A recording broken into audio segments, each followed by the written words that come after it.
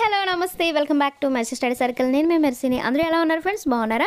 ఈరోజు చెప్పుకోబోయే టాపిక్ ఏంటంటే 5th class EVS new syllabus నుండి టోటల్ లెసన్స్ సంబంధించిన 300+ బిట్స్ అయితే ఈ వీడియోలో అందించడం జరుగుతుంది. అలాగే టోటల్ లెసన్స్ సంబంధించిన పీడిఎఫ్ మీకు తక్కువ అమౌంట్కి అందరినీ దృష్టిలో పెట్టుకొని అయితే కేవలం 30 రూపీస్కే మీకు అందించడం జరుగుతుంది. దానికి సంబంధించిన డీటెయిల్స్ ఏంటంటే డిస్క్రిప్షన్ మరియు కామెంట్ బాక్స్లో ఫోన్ నెంబర్ ఇచ్చాను. ఆ నెంబర్కి మీరు ఫోన్పే కానీ గూగుల్ పే కానీ చేసి అదే నెంబర్కి వాట్సాప్ చేసినట్లయితే మీ స్క్రీన్ షాట్ మీకు పీడిఎఫ్ అయితే సెండ్ చేయడం జరుగుతుంది ఫ్రెండ్స్. 30 రూపీస్ కూడా ఎక్కువ అని ఫీల్ అయితే నేనేం చేయలేను. 30 రూపీస్ నాకు కష్టం చాలా ఉంది దాంట్లో. లైన్ టు లైన్ నేను కళ్ళకి ఎఫెక్ట్ వచ్చినా సరే నేను line to line page numbers సహా ఇస్తున్నాను. ఈ పీడిఎఫ్ మరి ఇంకా ఏ మెటీరియల్ కూడా చదవనవసరం లేదు, టెక్స్ట్ బుక్ కూడా అవసరం లేదు. అలా text book line to line ఇచ్చేసాను కాబట్టి ఈ పీడిఎఫ్ ఒక్కటి 5th క్లాస్ ఈవీఎస్ మొత్తం దీంట్లోనే ఉన్నాయి, చదివితే సరిపోతుంది. నేను గ్యారెంటీ ఇస్తున్నాను, దీనికి మించి ఒక్క బిట్ కూడా అడిగే అవకాశం అయితే లేదు. అలాగే మన ఛానల్ ఫస్ట్ టైం కనుక చూస్తున్నట్లయితే మీ అమూల్యమైన సబ్స్క్రైబ్ అయితే నాకు సపోర్ట్ చేయండి ఫ్రెండ్స్. మిగతా వాళ్ళగా నేను ఏ మెటీరియల్ నుంచి కానివ్వండి లేదా పీడిఎఫ్ నుంచి నేనైతే మీకు వీడియోస్ చేయట్లేదు. నేను ఓన్గా బిట్స్ ప్రిపేర్ చేసి నాకు టైం వేస్ట్ అయినా సరే మీకు టైం సేవ్ అయ్యే విధంగా లైన్ టు లైన్ పేజ్ నెంబర్స్తో అయితే ఇస్తున్నాను. సో నా కష్టాన్ని మీరు గుర్తించి మీ అమూల్యమైన సబ్స్క్రైబ్ అయితే నాకు సపోర్ట్ చేయండి ఫ్రెండ్స్. ఈ వీడియో నచ్చితే లైక్ చేయండి, అలాగే మన ఛానల్ చూస్తూ ఉండండి. లేట్ చేయకుండా టాపిక్లోకి అయితే వెళ్ళిపోదాం. 5th క్లాస్ ఈవీఎస్ 2020 మరియు 2023 బుక్స్ నుంచి తీసుకున్న bits. First and second lesson ప్రజలు, వలసలు, వాతావరణ మార్పు. ఫస్ట్ వన్, ప్రజలు మెరుగైన జీవనం కోసం కాలానుగుణంగా ఒక ప్రాంతం నుండి మరొక ప్రాంతానికి వెళ్ళడాన్ని ఏమంటారు? వలస. వలస వలన కొన్నిసార్లు ఆయా కుటుంబాల మార్పులు జరగవచ్చును. వలసకు ప్రధానంగా 2 కారణాలు. అవి 1 సహజ కారణాలు, 2 ఆర్థిక కారణాలు. ఈ క్రింది వానిలో వలసకు సంబంధించిన సహజ కారణాలు వరదలు, తుఫానులు, భూకంపాలు మొదలైన ప్రకృతి వైపరీత్యాలు. ఈ క్రింది వానిలో వలసకు సంబంధించిన ఆర్థిక కారణం ఉద్యోగ బదిలీలు, పేదరికం, ఉద్యోగ అవకాశాలు, సంచార జీవనం, సామాజిక వలస. ఈ పేదరికం అనేది పాత టెక్స్ట్ బుక్లు అయితే దీంట్లో ఇచ్చారు, న్యూ టెక్స్ట్ బుక్లు అయితే దీంట్లో కల్పించారు. సో మనం న్యూ టెక్స్ట్ బుక్ ప్రామాణికంగా తీసుకోవాలి కాబట్టి సో దాన్ని బట్టి నేను ఇక్కడ పీడిఎఫ్ అయితే క్వశ్చన్స్ అయితే ఇచ్చాను. ప్రకాశం జిల్లా ప్రధాన పంట పొగాకు. పట్టణ ప్రాంతాల్లో మురికివాడలు ఏర్పడడానికి కారణం పేదరికం, ఆర్థిక నియంత్రణ లేకపోవడం, ప్రణాళిక లోపం. వృత్తాకారంలో గీయబడిన ఒక రేఖాచిత్రం పై చార్ట్. ఇది అంకెలను భాగాల రూపంలో సూచించడానికి ఉపయోగపడుతుంది. ఒక కుటుంబ వారి ఆదాయాన్ని ఏ అంశాల కోసం అంటే అవసరాలు, సౌకర్యాలు, విలాసాలు మరియు ఇతరములు ఖర్చు చేశారో తెలియజేసే పట్టికను ఏమంటారు? బడ్జెట్ లేదా కుటుంబ పద్దు. పొదుపు వలన కలిగే ప్రయోజనం అత్యవసర పరిస్థితుల్లో ఉపయోగపడుతుంది, ఆర్థిక స్వాతంత్రం ఇస్తుంది, ఖర్చు తగ్గిస్తుంది. పొదుపు వలన కలిగే ప్రయోజనాలు ఇవి.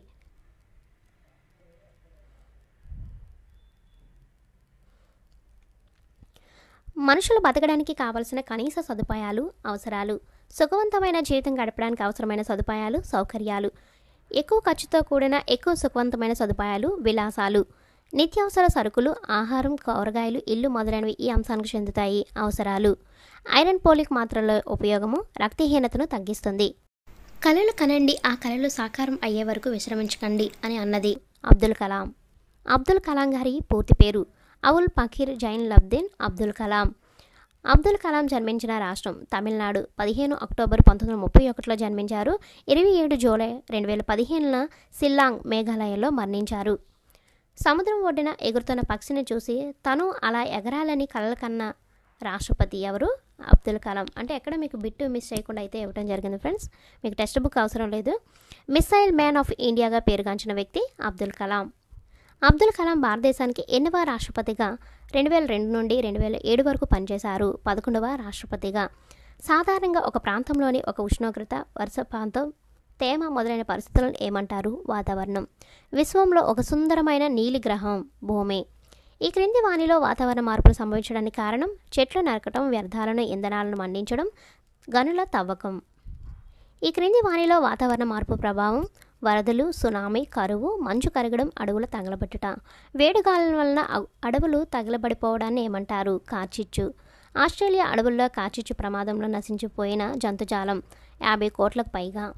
ఆస్ట్రేలియా అడవుల్లో కార్చిచ్చు ప్రమాదం జరిగిన సంవత్సరం 2020. మనం నివసిస్తున్న భూమి రోజురోజుకు వేడెక్కుతుంది.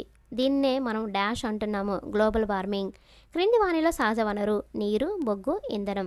నెక్స్ట్, ఈ క్రింది వానిలో గ్లోబల్ వార్మింగ్ కారణము రీఫ్రిజిరేటర్లు, ఎయిర్ కండిషన్లు, మోటార్ వాహనాలు. భూమికి ఊపిరితిత్తులు లాంటివి అడవులు. 2018లో ఐక్యరాజ్య సమితి వాతావరణ మార్పు సదస్సులో తన ప్రసంగాన్ని వినిపించిన స్వీడన్కు చెందిన పర్యావరణ కార్యకర్త గ్రెటా థన్బర్గ్ చిప్కో ఉద్యమం జరిగిన సంవత్సరము 1970. ఇవి జీకే బిట్స్ కింద కూడా యూజ్ అవుతాయి ఫ్రెండ్స్. హిందీ భాషలో చిప్కో అంటే అర్థము హత్తుకోవడం. పర్యావరణ పరిరక్షణకు మార్గము ప్లాస్టిక్ వాడకాన్ని నిరోధించడం, జనపనార సంచులను వాడటం, మొక్కలను నాటడం, అడవుల నరికివేతను అరికట్టడం, ఏసీలు రీఫ్రిజిరేటర్ల వాడకం తగ్గించడం. మన ఆరోగ్యానికి పర్యావరణానికి ప్రమాదకరమైనవి ఏంటంటే దీపావళి, నూతన సంవత్సరం సందర్భంగా టపాసులు కాల్చడం, క్రిస్మస్ సందర్భంగా చెట్లు కొనిఫర్ నరకడం, హోలీ పండుగ సందర్భంగా రసాయనిక రంగులు వాడటం. ఈ ఆకులో భోజనం చేయడం మంచి సాంప్రదాయము. అరటి ఆకులో. ఈ లెసన్కి సంబంధించిన నినాదం: ప్రకృతిని కాపాడండి, భవిష్యత్తును కాపాడండి, మొక్కలను కాపాడండి, జీవితాలను కాపాడండి. నిజంగా మొక్కలను మనం కాపాడినట్లయితే మనల్ని అది భవిష్యత్తులో అయితే కాపాడుతుంది. సో ప్లీజ్ మీకు కొంచెం ప్లేస్ ఉన్నా సరే మొక్కలను అయితే నాటండి ఫ్రెండ్స్. థర్డ్ లెసన్ మనం ధరించే దుస్తులు. ఫోర్త్ లెసన్ అవయవ వ్యవస్థలు. ఎక్కడ స్కిప్ చేయకుండా ఎండ్ వరకు అయితే చూసండి. ఫస్ట్ వన్, మొక్కలు జంతువుల నుండి లభించే దారాలను ఏమంటారు? సహజ దారాలు. రసాయనాలు ఉపయోగించి యంత్రాల ద్వారా తయారు చేసే దారాలను ఏమంటారు? కృత్రిమ దారాలు. మొక్కల నుండి తయారయ్యే సహజ దారాలు నూలు, జనపనార. జంతువుల నుండి తయారయ్యే సహజ దారాలు పట్టు, ఉన్ని. పత్తి మొక్కల కాయల నుండి దారాలు తీస్తారు. వీటిని చక్రాలపై ఒడికి నాణ్యమైన దారాలు తయారు చేస్తారు. ఈ కండెలను మగ్గంపై నేస్తారు. వీటిని ఏమంటారు? నూలు వస్త్రాలు. ఏ వస్త్రాలను చెమటను పీల్చుకొని శరీరాన్ని చల్లగా ఉంచుతాయి? నూలు మెత్తగా తెల్లగా ఉంటుంది. వేసవిలో ఈ వస్త్రాలు ధరించడం మంచిది. నూలు వస్త్రాలు. క్రింది వానిలో మృదువైనది, అందమైనది. పట్టు. జనపనార సంచులు, తాళ్ళు, డిజైనర్ దుస్తులు వీటి నుండి తయారు చేస్తారు. జనపనార. లెనిన్ దుస్తులు వీటి నుండి తయారు చేస్తారు. అవిసె మొక్కల నుండి. టెర్లిన్ దుస్తులు అవిసె మొక్కల నుండి తయారు చేస్తారు. ఇది ఓల్డ్ టెస్ట్‌బుక్‌కి సంబంధించిన బిట్. అలాగే పట్టు పురుగు యొక్క గొంగలి పురుగు ఏ ఆకులను తింటుంది? మల్బరీ ఆకులు. ఉన్నితో తయారు చేసేవి స్వెటర్లు, రగ్గులు. ఈ ఉన్ని వస్త్రాలు మన శరీరాన్ని వెచ్చగా ఉంచుతాయి కాబట్టి శీతాకాలంలో ధరిస్తాము. పాలిస్టర్, టెర్లిన్, రేయాన్, నైలాన్ మొదలగు బట్టలను పరిశ్రమలో రసాయనాల ద్వారా తయారు చేసే వస్త్రాలను ఏమంటారు? కృత్రిమ వస్త్రాలు, సింథటిక్ వస్త్రాలు. ఇవి ఎక్కువ నాణ్యత, మన్నిక కలిగి ఉంటాయి. జల నిరోధిత గుడ్డతో తయారు చేసేవి గొడుగులు, రెయిన్ కోట్లు. ఈ క్రింది వానిలో కృత్రిమ దారం పాలిస్టర్, టెర్లిన్, రేయాన్, నైలాన్. ఎగ్జామ్లో అయితే క్రింది వాళ్ళు కృత్రిమ దారం కానిది ఏంటని అడిగాను, చూసుకోండి.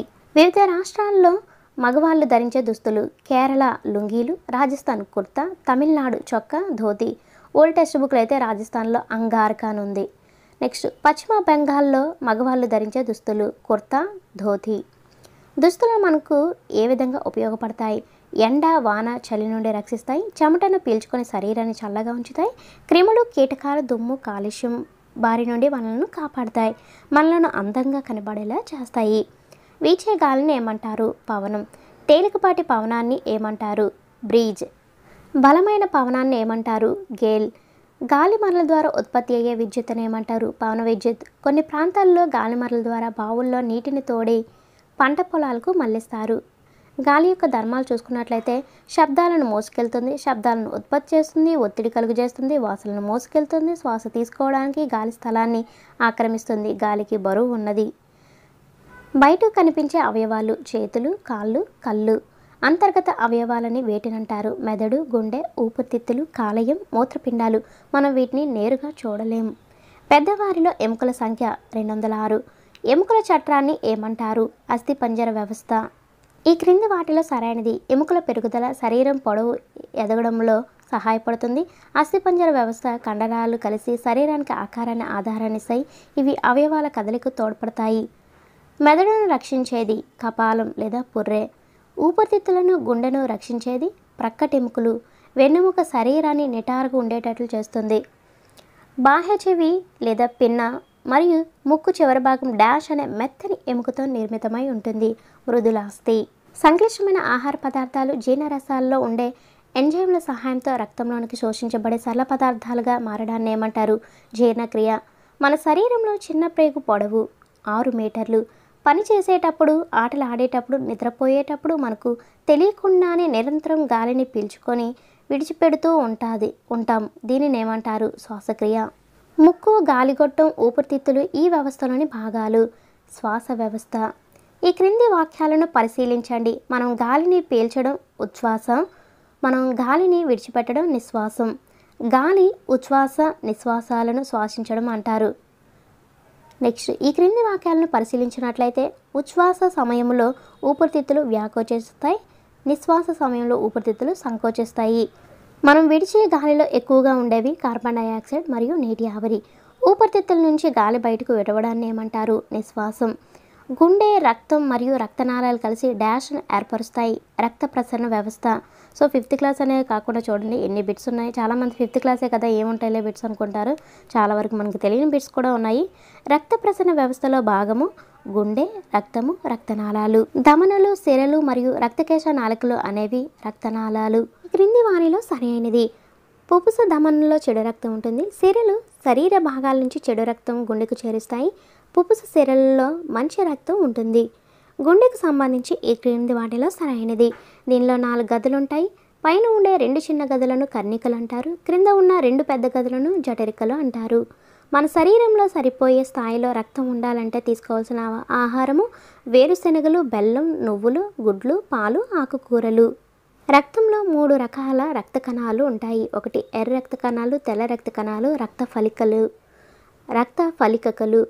రక్తం ఎరుపు వర్ణంలో కనిపించడానికి కారణమైన ప్రోటీన్ హిమోగ్లోబిన్. పిల్లలు రక్తహీనత అధిగమించేందుకు ఆంధ్రప్రదేశ్ ప్రభుత్వం మధ్యాహ్న భోజనంలో పిల్లలకు ఏం సరఫరా చేస్తుంది? పల్లి చిక్కీలు. మన శరీరంలో అధికమైన అనవసరమైన ద్రవాలు బయటకు పంపించే వ్యవస్థను ఏమంటారు? విసర్జక వ్యవస్థ. విసర్జక వ్యవస్థలో భాగాలు మూత్రపిండాలు, ఊపిరితిత్తులు, చర్మం, కాలేయము. మూత్రపిండాలు ఈ ఆకారంలో ఉంటాయి, చిక్కుడు గింజ ఆకారంలో ఉంటాయి. రక్తంలోని మలినాలను తొలగించేవి మూత్రపిండాలు. ఊపిరితిత్తులు డాష్ వంటి నిర్మాణం కలిగి ఉంటాయి, స్పాంజీ. మన శరీరంలో అతిపెద్ద అవయవం చర్మం. ఇది మన శరీరంలో అదనపు నీటిని, లవణాలను చర్మరంధ్రాల ద్వారా చెమట రూపంలో బయటకు విసర్జిస్తుంది. మన శరీరంలోని వ్యర్థాలను తొలగించడానికి ఉపయోగపడేవి నీరు, పీచు పదార్థాలు. మెదడు, వెన్నెముక మరియు నాడులు కలిపి ఏమంటారు? నాడీ వ్యవస్థ. నాడులు సమాచారాన్ని శరీర భాగాల నుంచి మెదడుకు, మెదడు నుంచి శరీర భాగాలకు తీసుకొని పోతాయి. శరీర భాగాల పనితీరును నియంత్రించేవి మెదడు, వెన్నెముక, నాడులు. ఈ క్రింది వానిలో జ్ఞానేంద్రియాలు కళ్ళు, చెవులు, ముక్కు, నాలుక, చర్మం. మనం సీతాకోక చిలుక రంగులను, కోయిల పాటలను, గులాబీ పరిమళాలను, పచ్చని గడ్డి మెత్తదనాన్ని ఆస్వాదించగలుగుతున్నాం. దీనికి కారణం నాడీ వ్యవస్థ సమర్థవంతమైన పని విధానమే. ఆక్సిజన్ పోషకాలను అన్ని శరీర భాగాలకు సరఫరా చేయడంలో తోడ్పడేది రక్త ప్రసరణ వ్యవస్థ. శరీరంలోని అధికమైన నీటిని, రక్తంలోని మలినాలను శరీరం నుండి విసర్జించేది విసర్జక వ్యవస్థ. శరీరంలో అన్ని వ్యవస్థలు సక్రమంగా పనిచేయేలా చూసే వ్యవస్థ నాడీ వ్యవస్థ. 5th లెసన్ వ్యవసాయం. ఫస్ట్ వన్, వరి సాగులో వివిధ దశలు. దుక్కి దున్నడం, చదును చేయటం, నాట్లు వేయటం, నీరు పెట్టడం, ఎరువులు వేయట, సస్యరక్షణ, పంట కోత, నూర్చడం, ఎగరబోయడం లేదా తూర్పార పట్టడం, నిల్వ చేయడం, మర పట్టించడం. ఈ పంట పండించడానికి అధిక పరిమాణంలో నీరు అవసరం. వరి. రైతులు పంట దిగుబడులకు ఈ ఎరువులను ఉపయోగిస్తారు. కంపోస్ట్ ఎరువులు లేదా సేంద్రియ ఎరువులు. వరి మొక్కలకు వ్యాధులు సోకి పంట నాశనమైతే దాన్ని నివారించడానికి క్రిమి సంహారకాలను వాడతారు. వరి సాగులో ఆ దశ. సస్య రక్షణ. Repeat again. వరి మొక్కలకు వ్యాధులు సోకి పంట నాశనమైతే దాన్ని నివారించడానికి క్రిమి సంహారకాలను వాడతారు. వరి సాగులో ఆ దశ ఏమిటి? సస్యరక్షణ. గింజలను ఊకను వేరు చేసే వరి సాగు దశ ఏంటంటే ఎగరబోయడం లేదా తూర్పార పట్టడం. ఇంగ్లీష్లో అయితే విన్నోయింగ్ అంటారు. పొలానికి నీటిని సరఫరా చేయడాన్ని ఏమంటారు? నీటి పారుదల. ఈ పంటను నీరు ఆధారిత పంటగా చెప్తారు. వరి సాగుకి నీరు ముఖ్యమైన వనరు. వ్యవసాయానికి నీరు సరఫరా 4 రకాలుగా చేస్తారు. ఒకటి క్షేత్ర నీటిపారుదల, ఇంగ్లీష్లో ఫీల్డ్ ఇరిగేషన్ అంటారు. ఇరిగేషన్ అంటే నీటిపారుదల. 2 చాలు నీటిపారుదల, ఇంగ్లీష్లో furrow irrigation. Third one sprinkler నీటిపారుదల, ఇంగ్లీష్లో అయితే స్ప్రింక్లరే సేమ్గా ఉంటుంది, స్ప్రింక్లర్ ఇరిగేషన్. 4th వన్ బిందు సేద్యం, ఇంగ్లీష్లో డ్రిప్ ఇరిగేషన్. ఒక్కొక్కసారి ఈ 4 ఆప్షన్స్లో అడుగుతారు. ఎగ్జామ్ అయితే నేను పెట్టిన ఎగ్జామ్లో మాత్రం ఇలా ఇంగ్లీష్లో ఆప్షన్స్ ఇచ్చాను, చూసుకోండి ఫ్రెండ్స్. వర్షపాతం తగినంతగా లేనప్పుడు ఈ విధానం ద్వారా పొలానికి నీరు సరఫరా చేస్తారు. క్షేత్ర నీటిపారుదల లేదా ఫీల్డ్ ఇరిగేషన్. ఈ విధానంలో చాళ్ళు మరియు కందకాలు త్రవ్వి వాటి ద్వారా పొలానికి నీరు సరఫరా చేస్తారు. చాలు నీటిపారుదల లేదా ఫర్రో ఇరిగేషన్. ఈ విధానంలో నియంత్రిత పద్ధతుల్లో ప్రత్యేక పైపుల ద్వారా వర్షం వలె నీటిని చల్లుతారు. Sprinkler irrigation. నీటి గొట్టాన్ని చిన్న చిన్న రంధ్రాలు చేసి నేలపై ఉంచి నీరు ఈ రంధ్రాల ద్వారా నేరుగా పంట మొక్కల వేళ్లకు చేర్చే విధానం బిందు సేద్యం, ఇంగ్లీష్లో డ్రిప్ ఇరిగేషన్. వ్యవసాయంలో ఉపయోగించే సాంప్రదాయ పనిముట్లు నాగలి, గడ్డపార, విత్తనాలు, గొర్రు, కొడవలి. వ్యవసాయంలో ఉపయోగించే ఆధునిక పనిముట్లు వరి నాట్లే యంత్రం, వరి కోతే యంత్రం. మొక్కల పెరుగుదల, పంట దిగుబడి దీనిపై ఆధారపడి ఉంటుంది. నేల సారం. ఎరువులను ఉపయోగించడం ద్వారా పంట పెరుగుదల, దిగుబడిని పెంచవచ్చు. ఈ క్రింది వాటిలో సహజ ఎరువులు: కంపోస్ట్, మొక్కల అవశేషాలు, ఆవు పేడ, జంతువుల విసర్జితాలు. రసాయనిక ఎరువులు నేలలో ఉండిపోయి నేల సారాన్ని తగ్గిస్తాయి. పంటలను వీటి నుండి రక్షించాలి. హానికరమైన కీటకాలు, తెగుళ్ళ వ్యాధులు, జంతువుల నుండి మనము పంటలను రక్షించాలి. తెగుళ్ళ నుండి రక్షించడానికి క్రిమిసంహారకాలను ఉపయోగిస్తారు. మొక్కల్లో పరాగ సంపర్కం మరియు విత్తనాలు ఏర్పడటంలో ప్రముఖ పాత్ర వహించేవి సీతాకోక చిలుకలు, తేనెటీగలు. గొంగళి పురుగు మాత్గా మారి పంటను నాశనం చేస్తుంది. ఒక్కొక్కసారి ఎగ్జామ్లో గొంగళి పురుగు ఏ విధంగా మారి పంటను నాశనం చేస్తుందని అడగొచ్చు. మాత్గా మారి.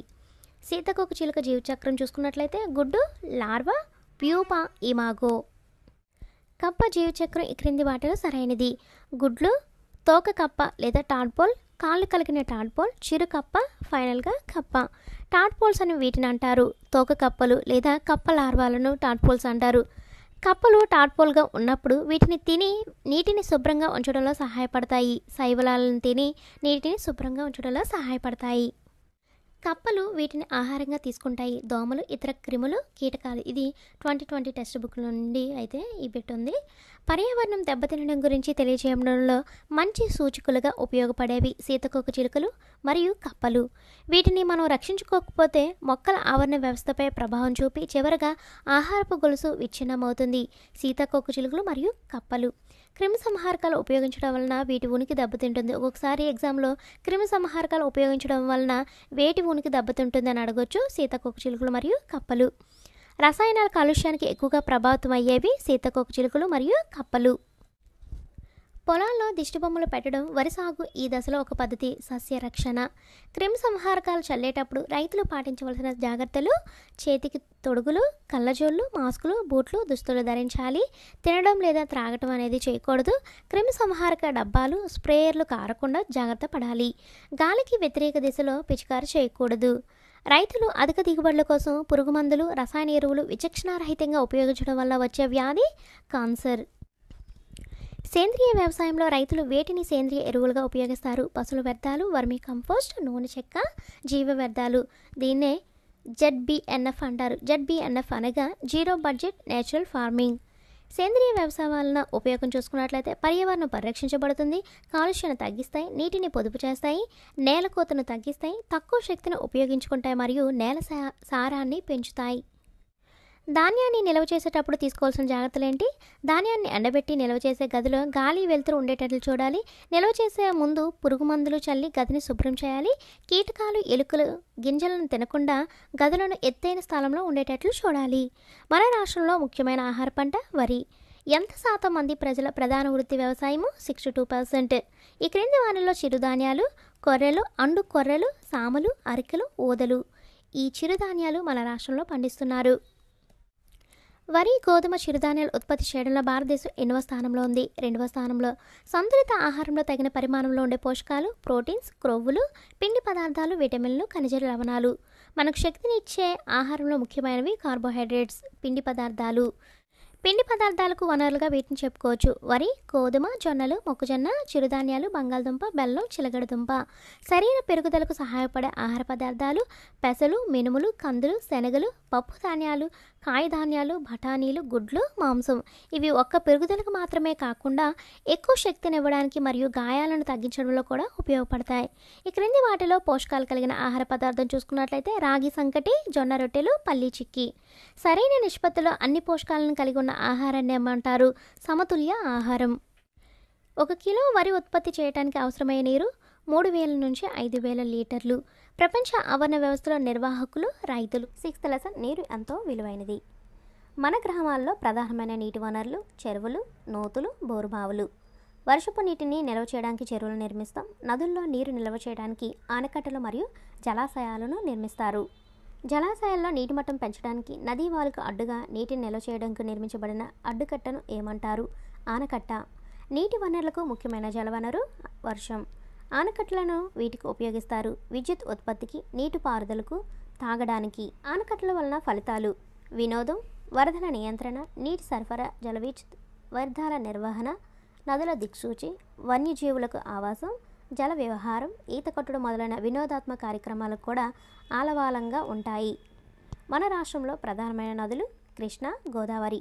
మన రాష్ట్రంలో గోదావరి, కృష్ణ, వంశధార, నాగావళి, పెన్నా నదులు ముఖ్యమైనవి. నెక్స్ట్, కృష్ణా నదిపై నిర్మించిన బహుళార్థ సాధక నిర్మాణాలు: Nagarjuna Sagar, Srisailam. Sir Arthur Cotton barrage ఏ నదిపై ఎక్కడ నిర్మించబడింది? గోదావరి, ధవళేశ్వరం. ధవళేశ్వర ఆనకట్ట వేటి మధ్యలో నిర్మించారు? తూర్పు గోదావరి జిల్లా ధవళేశ్వరం, పశ్చిమ గోదావరి జిల్లా విద్యేశ్వరం మధ్యలో. భారతదేశంలో పొడవైన నదుల్లో గంగా నది తర్వాత కృష్ణానది ఎన్నవ స్థానం ఆక్రమించింది? 4వ స్థానం. కృష్ణానది జన్మస్థానం మహారాష్ట్ర పశ్చిమ కనుమల్లో డాష్ మహాబలేశ్వరం. కృష్ణానది పొడవు సుమారు 1400 కిలోమీటర్లు. దీన్ని కృష్ణవేణి కూడా అంటారు. మన రాష్ట్రంలో కృష్ణానది ఏ జిల్లాల గుండా ప్రవహిస్తుంది? కర్నూలు, గుంటూరు, నంద్యాల, పల్నాడు, బాపట్ల, ఎన్టీఆర్. కృష్ణానదికి ఉపనదులు. ఈ లెసన్ చాలా ఇంపార్టెంట్ అండి, జీకేకి చాలా యూజ్ ఉంటుంది. భీమా, గాయత్రి, ఘటప్రభ, కొయిన, మలప్రభ, మున్నేరు, నిర, పాలెం, పంచగంగ, తుంగభద్ర, వేమన, వైరా నదులు అనేవి కృష్ణానదికి ఉపనదులు. ఆంధ్రప్రదేశ్, తెలంగాణ రాష్ట్రాలను పాక్షికంగా వేరు చేస్తూ చివరిగా కృష్ణా జిల్లా అంశుల దీవి వద్ద బంగాళాఖాతంలో కలుస్తుంది. నాగార్జున సాగర్ అనే పెద్ద మానవ నిర్మిత బహుళార్థ సాధక ప్రాజెక్టు ఏ సంవత్సరంలో కృష్ణానదిపై నిర్మించబడింది? 1967లో. ఇది భారతదేశంలో ఉన్న 7 వింతల్లో ఒకటి. నాగార్జున సాగర్ ఆనకట్ట వీటి మధ్యలో నిర్మించబడింది. ఆంధ్రప్రదేశ్ రాష్ట్రంలో పల్నాడు జిల్లా, నాగార్జునకొండ తెలంగాణ రాష్ట్రంలో నల్గొండ జిల్లా మధ్యలో. నాగార్జున సాగర్ ఎడమ కాలువ, కుడి కాలువ పేర్లు వరుసగా: ఎడమ కాలువ లాల్ బహదూర్, కుడి కాలువ జవహర్. ప్రకాశం బ్యారేజ్ ఏ నదిపై నిర్మించారు? కృష్ణానదిపై. ప్రకాశం బ్యారేజ్ పొడవు 1.2 కిలోమీటర్స్. ప్రకాశం బ్యారేజ్ను ఎప్పుడు ప్రారంభించారు? ప్రకాశం బ్యారేజ్ను 1954లో శంకుస్థాపన చేసి 1957లో ప్రారంభించారు. న్యూ టెక్స్ట్ బుక్లో డైరెక్ట్గా 1957లో ప్రారంభించారని ఉంది. ఇక్కడ ఓల్డ్ టెక్స్ట్ బుక్లో 1954లో శంకుస్థాపన చేశారని ఉంది. ప్రకాశం బ్యారేజ్ను ప్రారంభించిన ఉమ్మడి ఆంధ్ర రాష్ట్ర మొట్టమొదటి ముఖ్యమంత్రి టంగుటూరి ప్రకాశం పంతులు. ఇక్కడ 2 బిట్స్ ఉన్నాయి చూడండి. ప్రకాశం బ్యారేజ్ను ప్రారంభించిన వారు ఎవరు అంటే టంగుటూరి ప్రకాశం పంతులు. అలాగే ఉమ్మడి ఆంధ్ర రాష్ట్ర మొట్టమొదటి ముఖ్యమంత్రి ఎవరు అంటే టంగుటూరి ప్రకాశం పంతులు. కృష్ణానది ఒడ్డున ఉన్న పవిత్ర స్థలాలు: మహాబలేశ్వరం, ఆలంపూర్ జోగులాంబ, విజయవాడ కనకదుర్గ, అమరావతి, అమరేశ్వరం. కృష్ణానది ఒడ్డున ఉన్న పవిత్ర స్థలాల్లో లేనిది ఏంటి అని ఎగ్జామ్లో అడగొచ్చు. సో ఇలా గుర్తుపెట్టుకోండి. కృష్ణానది ఒడ్డున గల నగరాలు: సంగిలి, కరడ, విజయవాడ. సో దీన్ని ఇంకొకలాగా కూడా అడుగుతారు. కృష్ణానది ఒడ్డున ఉన్న సంగిలి, కరడ నగరాలు ఏ రాష్ట్రానికి చెందినవి? మహారాష్ట్ర. ప్రముఖ పర్యాటక ప్రదేశమైన భవానీ దీపం ఎక్కడ కలదు? విజయవాడ. ఏ సంవత్సరంలో కర్నూలు నగరానికి తుంగభద్ర నది వలన వరద వచ్చింది? 2009. ఏ సంవత్సరంలో మరలా కృష్ణానది పొంగడం వలన కృష్ణా, గుంటూరు జిల్లాల్లో అనేక ప్రాంతాలు నీట మునిగాయి? 2019లో. అంటే 10 ఇయర్స్ గ్యాప్లోనే మరలా జరిగింది ప్రమాదం.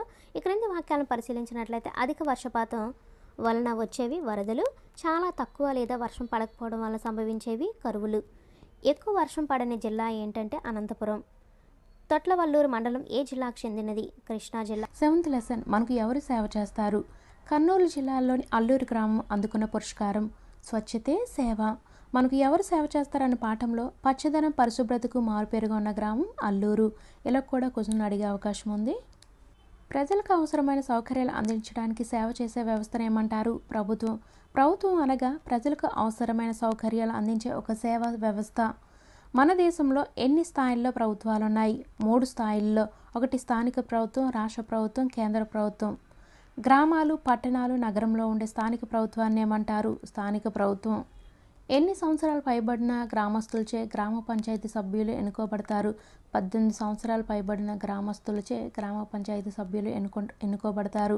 ఎన్ని సంవత్సరాలకు ఒకసారి పంచాయతీని ఎన్నుకుంటారు? ప్రతి 5 సంవత్సరాలకు ఒకసారి పంచాయతీని ఎన్నుకుంటారు.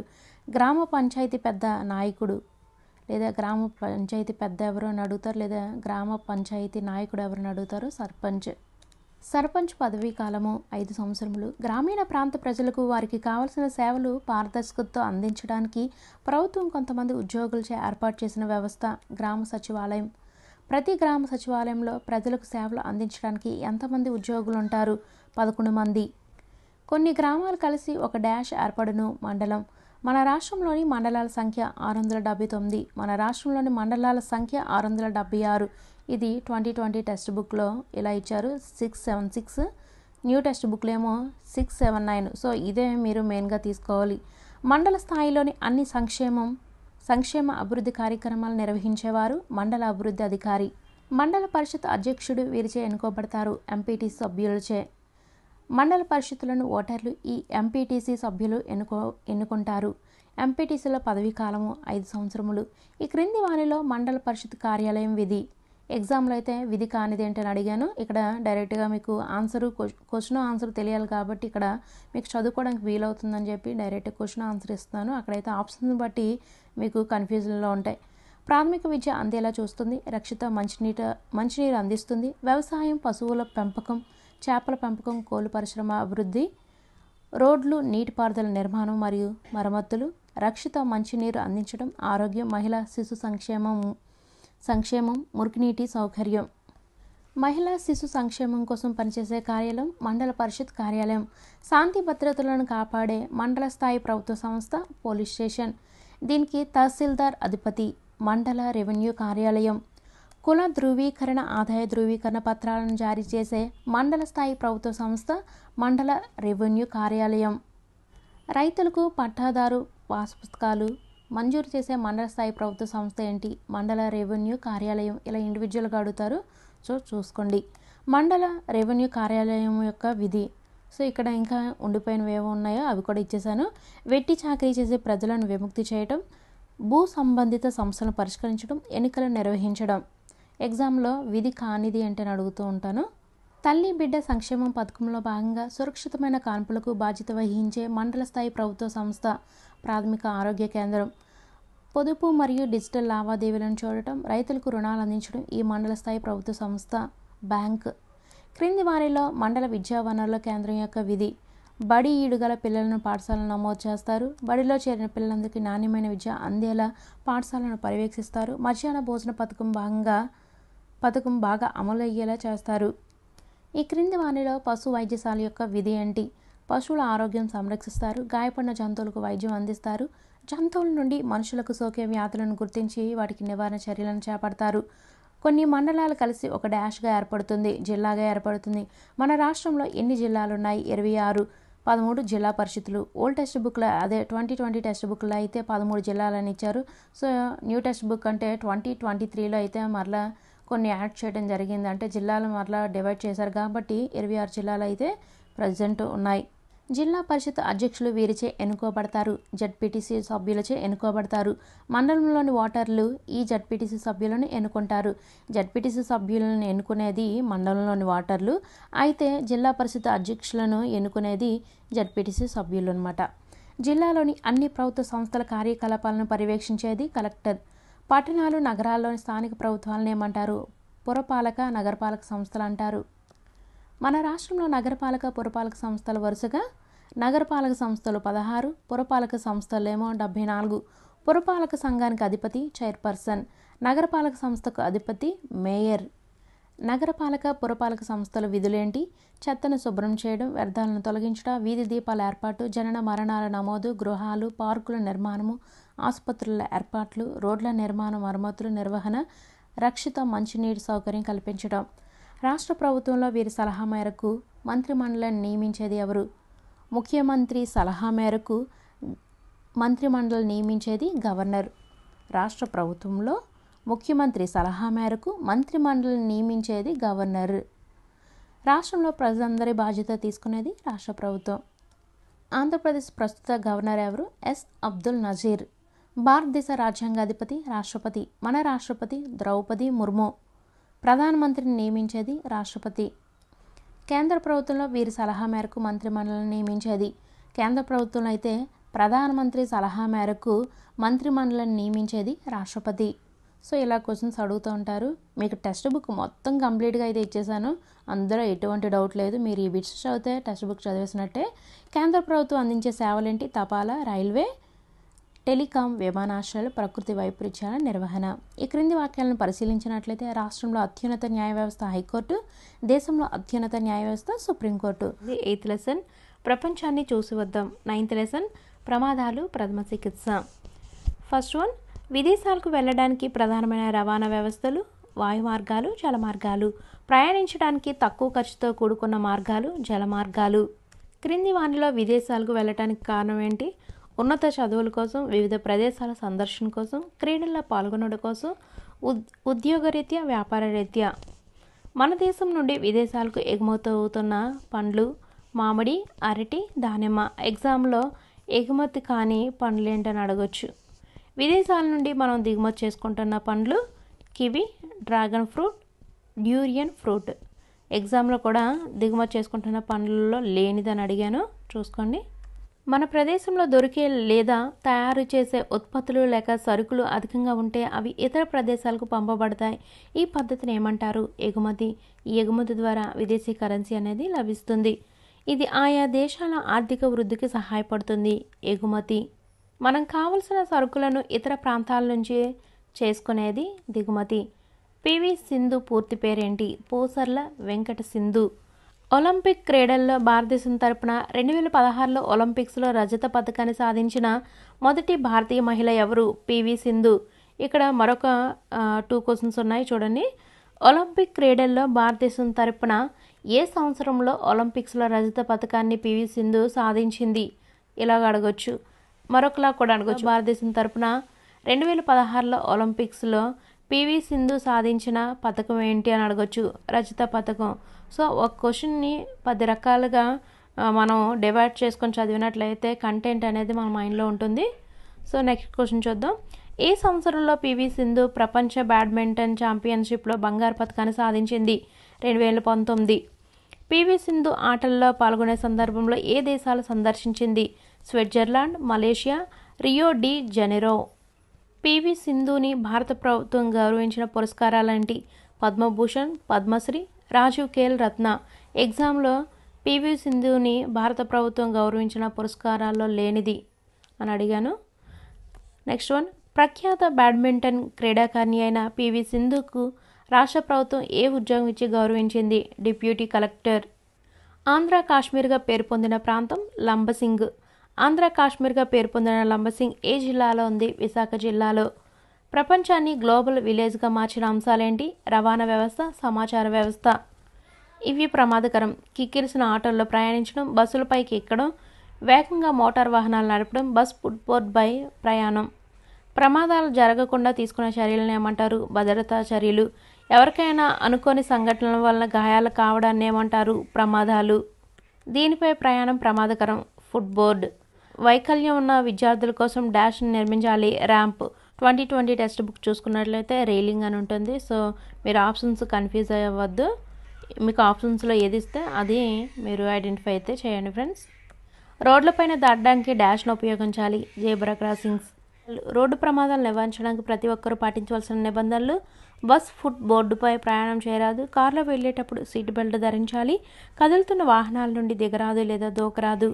సాధారణంగా ఏ కారణాల వల్ల ప్రమాదాలు జరుగుతాయి? మితిమీరిన వేగం, అజాగ్రత్తగా నడపడం, సెల్ ఫోన్లో మాట్లాడుతూ వాహనాలు నడపడం. సాధారణంగా ఏ కారణాల వల్ల ప్రమాదాలు జరుగుతాయి? మద్యం తాగి వాహనం నడపడం, మనుషుల నిర్లక్ష్యం, అజాగ్రత్త, సిగ్నల్ దగ్గర ఆగకపోవడం. పడవ ప్రమాదాలు జరగడానికి ప్రధాన కారణాలు: అనుభవం లేని వ్యక్తులు పడవలు నడపటం, పరికరాల వైఫల్యం, సుడిగుండాలు, పరిమితికి మించి జనాలను ఎక్కించడం. బస్సు లేదా కారు ఢీకొట్టినప్పుడు, సైకిల్ మీద నుంచి కింద పడినప్పుడు, ఆటలాడేటప్పుడు, కొన్నిసార్లు గాయపడినప్పుడు ఆసుపత్రికి వెళ్లే లోపు బాధితుడికి అందించాల్సిన తక్షణ చికిత్సను ఏమంటారు? ప్రథమ చికిత్స. ప్రథమ చికిత్స పెట్టెలో లేని వస్తువు. నేను ఇక్కడ క్వశ్చన్లో లేని వస్తువు అని అడిగాను, ఎగ్జామ్లో అయితే అలా ఉంటుంది. ఇక్కడ ప్రథమ చికిత్స పెట్టెలో ఉండే వస్తువులు ఏంటి అని అర్థం ఇక్కడ.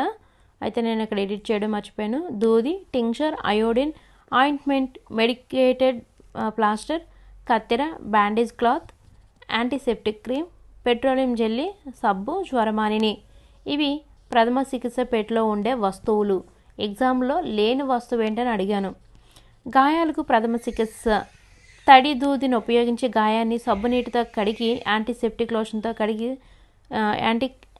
లోషన్తో కానీ శుభ్రం చేయాలి.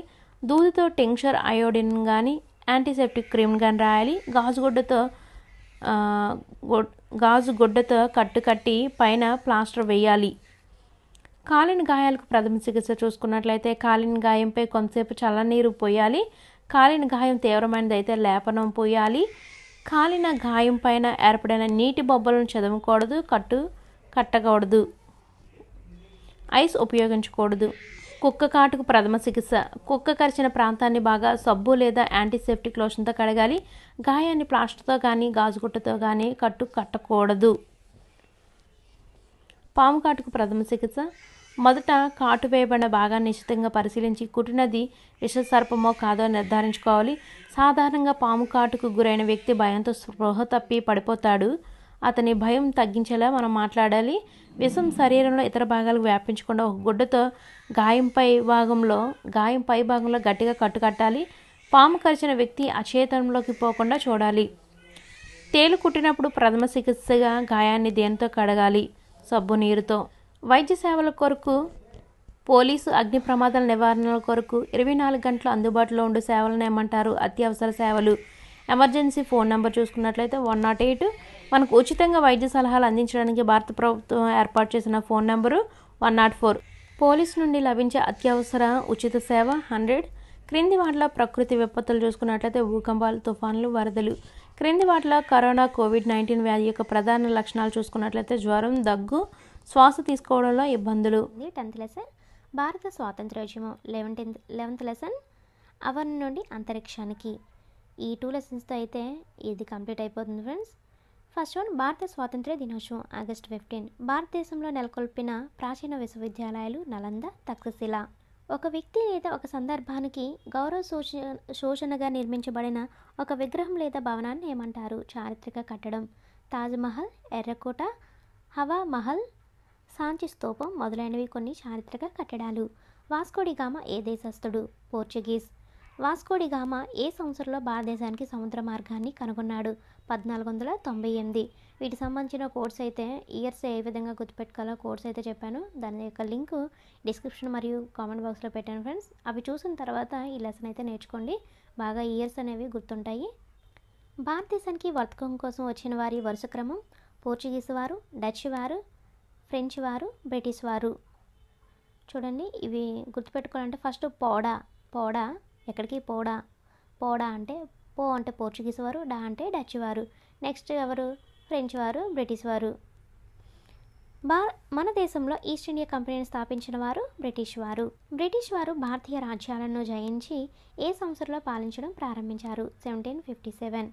మొదటి స్వాతంత్ర్య సంగ్రామం 1857.